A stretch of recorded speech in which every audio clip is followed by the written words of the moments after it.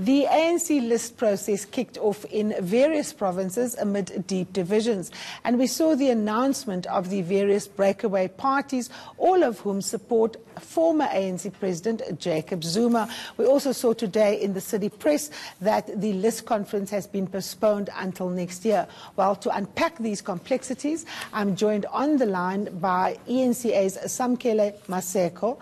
He's the political reporter at the station, as well as Ziyanda Ngobo. She is a specialist reporter at Eyewitness News. Good morning to you both. Let me start with you, Ziyanda, in KwaZulu-Natal. We know that the list conference process got underway. It's supposed to have sat today. The fact that the National List Conference have now been pushed back, has it affected the developments in your province? Good morning, Karima. At this stage, I can say that none of the postponement hasn't affected the process here in KwaZulu-Natal. The conference took place earlier this week, and we understand that what is actually causing the finalization of the list being completed is actually the counting by the elections agency. But from my understanding, the process did get underway smoothly, and we're waiting to see what the final list looks like, because there was a proposed list that was being circulated, but of course the branches did sit, and they would have then determined who they would have liked to firstly send to the provincial legislature, but also send from KwaZulu-Natal to the National Assembly. I want to ask, just for you to explain, for a lot of our listeners and viewers, there's obviously national to national lists. Those are nominations for people to go to the National Assembly. Then there's province to province, that is people going to the provincial legislatures. But then there's also national to province, which means people go to the National Council of Provinces. So there's three list processes essentially going on. In KwaZulu-Natal, did the African National Congress manage to complete the entire process? My understanding, Karima, is yes, they did complete the full process. We know that 80 names needed to have been chosen for the provincial legislature. 120 names needed to have been selected to go to the National Assembly. And the criteria that needed to have been used by the delegates was to, first of all, have gender parity, but also for the branch delegates to consider the youth, and as well as considering the alliance partners. Now, it was very interesting to hear from both the ANC NEC deployee to KZN Nokawe Mafu and KZN ANC chair Sihle Zikalala, emphasizing the point that delegates should not discriminate against potential candidates based on which organization they come from the tripartite alliance, because there was a sense that ANC delegates would want to only choose ANC delegates for particular positions within the provincial legislature and the National Assembly. Nokawe Mafu going as far as saying that even if someone is left-leaning or right-leaning, everybody within the tripartite alliance should be selected, because whoever is selected as a candidate will be a representative of the ANC, and they must be able to assist the organization to win elections next year. Now, we know that in terms of the actual process that the ANC needs to undertake to choose candidates, one of the criteria that the list committee gets put together by the ANC's NEC, the list committees are made up of 5 to 7 people, but it can go up to 9 people. These list committees have a particular criteria that they have to follow when selecting these candidates. So, for an example, at least 10 branches would need to have selected a person for them to be able to go to either the legislature or the National Assembly. But also, an interesting criteria is that the candidates must not have any kind of factor that will bring the ANC into disrepute. Now, this is I'm bringing up this point because in the proposed list that I had seen, there were people such as Malusi Gigaba and Batabile Dlamini, whose names had been brought up. And it's interesting because it will be interesting to see how the ANC manages that, given the various court judgments that they have faced, given what has been said at various commissions of inquiries, in particular the Zondo Commission, but also the president himself also faced raised these questions during his interview on 702 this week about this list conference, about whether or not he believes, for instance, Minister for Women in the Presidency, Bathabile Dlamini, has done a good job. He said she has raised the bar. So we already have an indication of how the party might be dealing with that.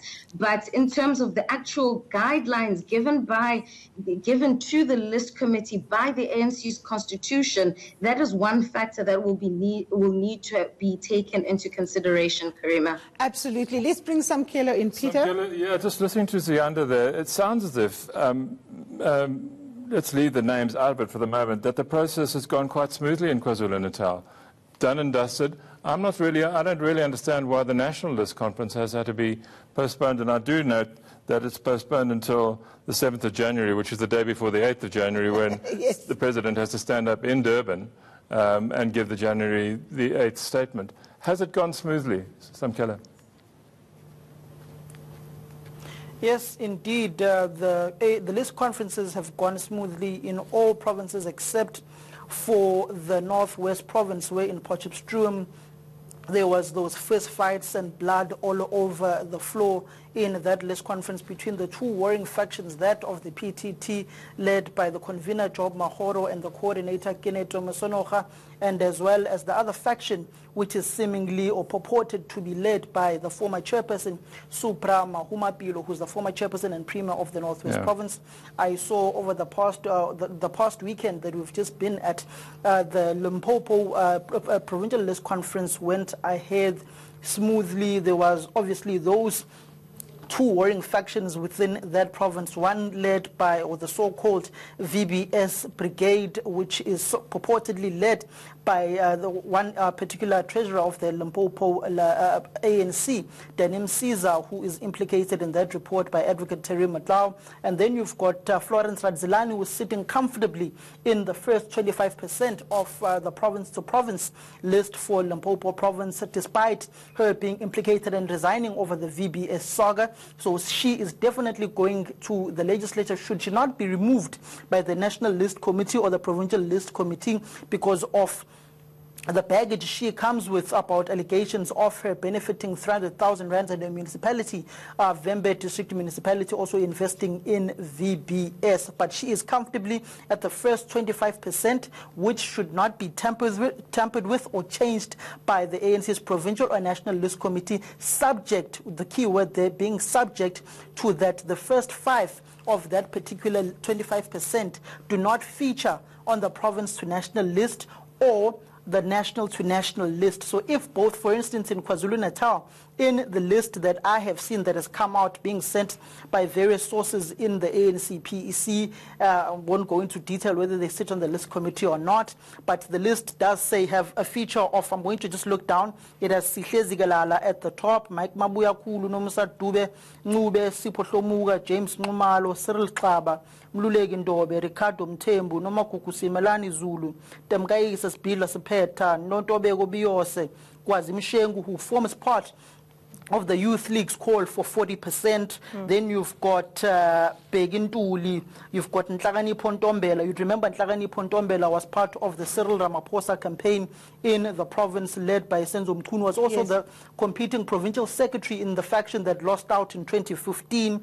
You've got Vuyiswa Xaluza, who forms part of the 40% from the Youth League. You've got Amanda Pan, who forms part of that 40% from the Youth League. You've got Mxolisi Kaunda. Mxolisi Kaunda was a strong backer of former President Jacob Zuma. He was in the NDZ camp, then going towards the 54th National Conference. He was also said to be supporting Sihle Zigalala and Super Rose Zuma, who lost out at the recent conference at the Durban University of Technology. Then you've got Zinhle Celo, also forms part of the 40% of the Youth League. Then you've got Siboniso Duma, who was part of the Cyril Ramaphosa campaign. Samkelo, I want to just interject there. I think it's really great that we're getting a breakdown of these individuals and where their political allegiances lie. But you made a very important point about the fact that the National List Committee still people is the final arbiter, and they will have to look at the criteria that Ziyanda was speaking about earlier. So Ziyanda, I want to bring you in terms of the criteria. One of the things that struck me in that document was that people who brought the ANC into disrepute, people who are accused of certain crimes, people who are standing trial are not eligible to be on these lists. They can be rearranged. There's also percentages for generational mix. For example, in the amount of women they want women under 40, for example. In the issue around young people, there's a percentage. And then the point that you made that this list cannot exclude the alliance partners. So COSATU and the South African Communist Party need to be part of this list. If you have a cursory look at the list in front of you, we don't know if that is the list that is going to be sent to the list committee. Does it meet with that criteria? Malusi Gigaba, for example, has been told by the committee looking into state capture in Parliament that he should be criminally investigated. That is surely going to be a factor that's going to determine whether he ultimately makes it on the list, whether he was nominated or not. Look, Karima, you're 100% right. This is exactly what the document stipulates.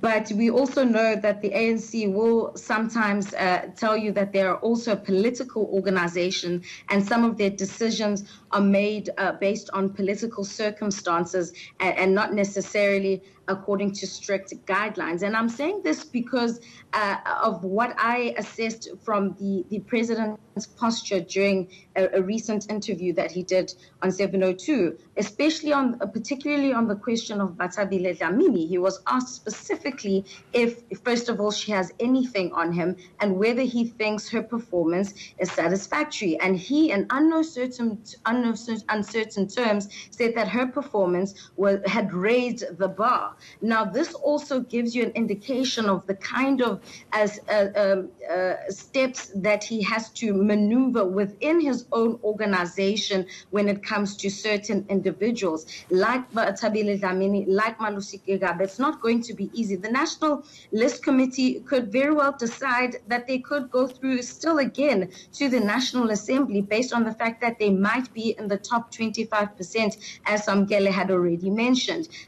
We also know that the leagues themselves, when it comes to the national to national list, are considered as provinces. So the ANC Women's League, the ANC Youth League, the ANC Veterans League are also able to cast their vote as on who gets to go to the National Assembly. And this, of course, then speaks to the balance of power within the organization. And so with regards to the list that I've seen mainly a lot of young people emerging, but I've also seen a lot of people who were previously considered to be in Nkosazana Dlamini Zuma's camp. I know that particularly in the province of KwaZulu-Natal, there is a push to try and include a lot of people from this province in the National Assembly because there wasn't a leader from KwaZulu-Natal that is currently on the top 6. Yes. Absolutely. Samkele.